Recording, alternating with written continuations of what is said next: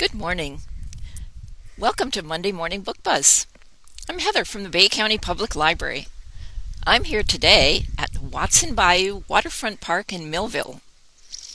I can see that the park needs a little bit of rehab from the hurricane still, but it's a lovely morning here. Happy Women's History Month. This year's theme is Choose to Challenge. So let's talk about challenge. Did you see the story about Jasmine Harrison? Jasmine is a 21-year-old swimming instructor and now the youngest woman in the world to row across the Atlantic. 70 days, 3 hours and 48 minutes is how long it took to get here from Africa. You don't hear much about the sport of transatlantic rowing, but it's growing in popularity. Ever since a couple of Norwegians rowed from Manhattan to France in 1896, there have been about 900 attempts, and 600 of those were successful. So far, Jasmine is the youngest woman.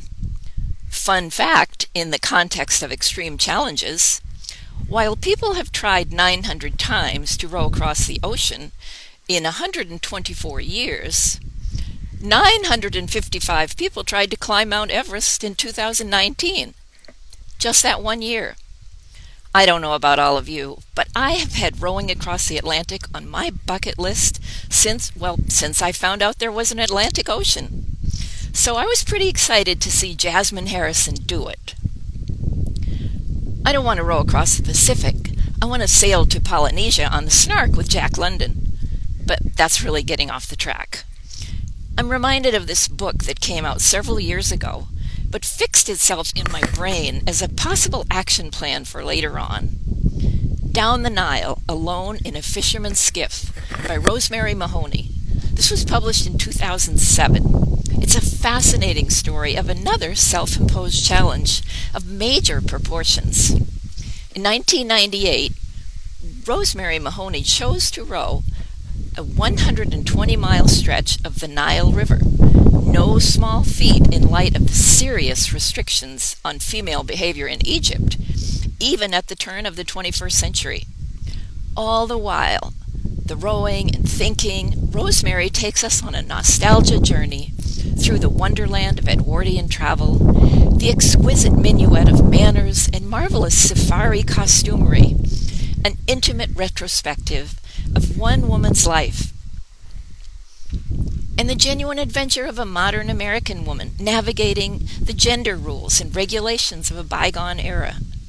Right from the beginning, her footsteps in and out of the water are hampered by men who identify themselves as police officers, here to help.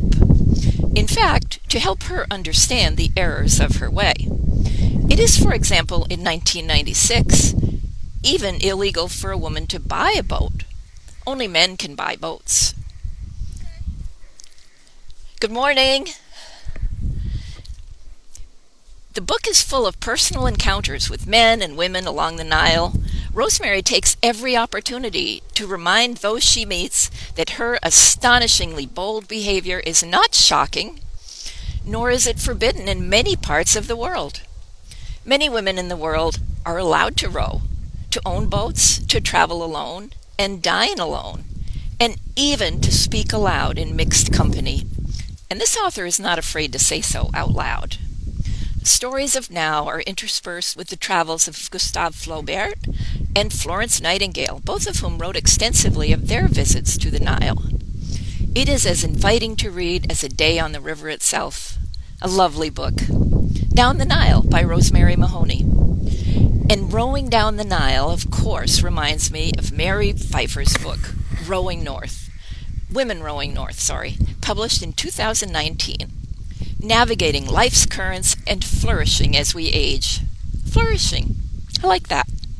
Mary Pfeiffer's literary journey is rather more metaphoric.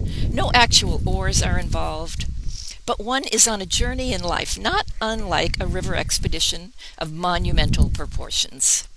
The author is a clinical psychologist and has written several game-changing books about women, including her seminal work, Reviving Ophelia, an early attempt to explore explain the crippling social anxiety that can wreak havoc on women in adolescence.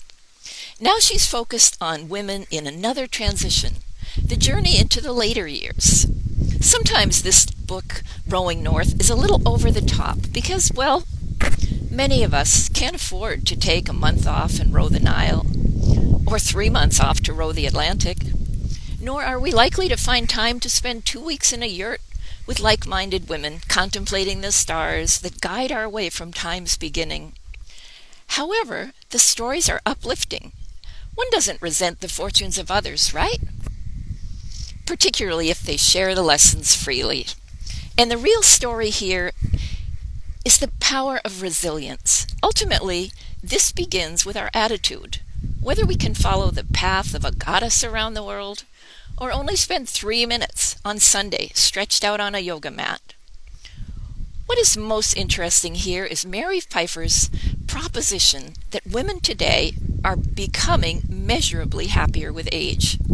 Pfeiffer says this in her book. In reality, older women are the happiest demographic in the country. And she cites a study to support the statement. And this is what I like about the book. Older women are the happiest people in our country. I hope this is true, and I am here today at Watson Bayou to check out how much happiness I can find. Women Rowing North by Mary Pfeiffer. Book club is on Wednesday, March 10th at 11 a.m. Email me for a link. Statistically, also, women in book clubs are commonly known to be happier. Please keep your mask on and get your vaccination as soon as you can. I'm Heather from the library. Happy reading!